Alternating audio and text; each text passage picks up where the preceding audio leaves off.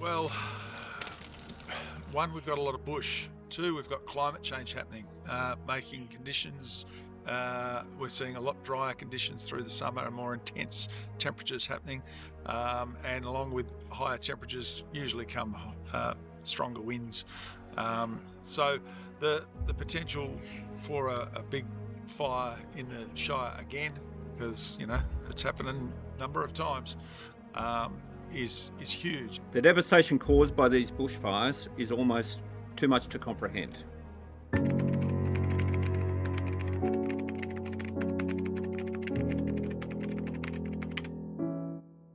Any smoke? We didn't see any embers falling.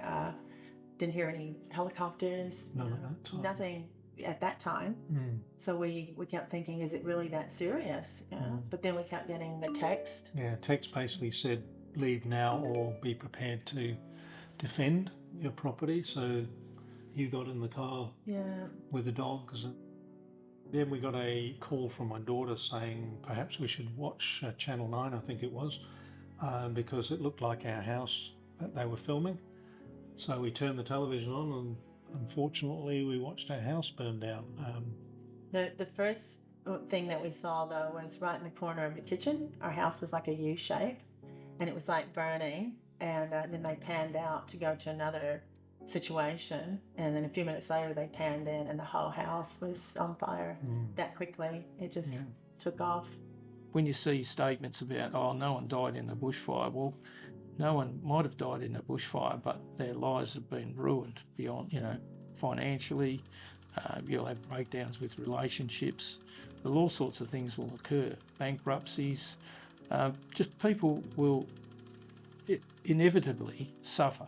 So Save Perth Hills Incorporated is a community group that was set up 32 years ago to fight urbanisation of the hills, and in particular a massive housing estate in the middle of what is referred to as North Stoneville near Mundaring in the hills.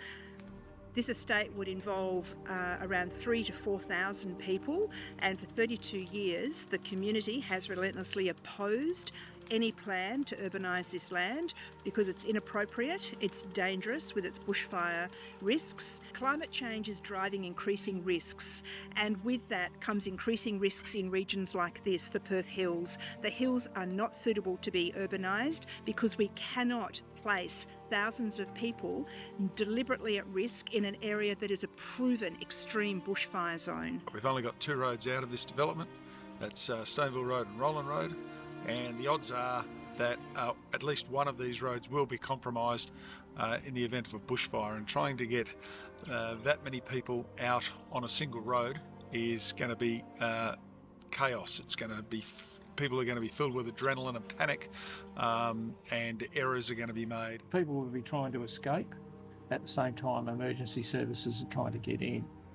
And it's not an easy system to navigate. The road system is not straightforward, and you would find people would be trapped, not being able to get out.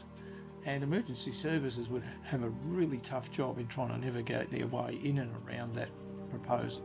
Clearly what the community wants is that there is no urbanisation in Perth Hills. North Stoneville is the catalyst for this decision, and with the North Stoneville decision, which we're expecting in November, we're hoping that it will be the end of urbanisation plans for Perth Hills. What we say to Satterley and what we say to the Anglican Church, the landowner, is that we respect your right to develop on land, but in ways that are appropriate and acceptable and safe.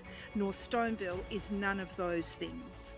At the moment, under the Metropolitan Regional Scheme, it has a dual zoning, both urban and rural. And what we have asked the Western Australian Planning Commission is to rezone that land back to rural so it can be developed in a balanced and sustainable and aligned manner, which is safe for the residents who live around SP34.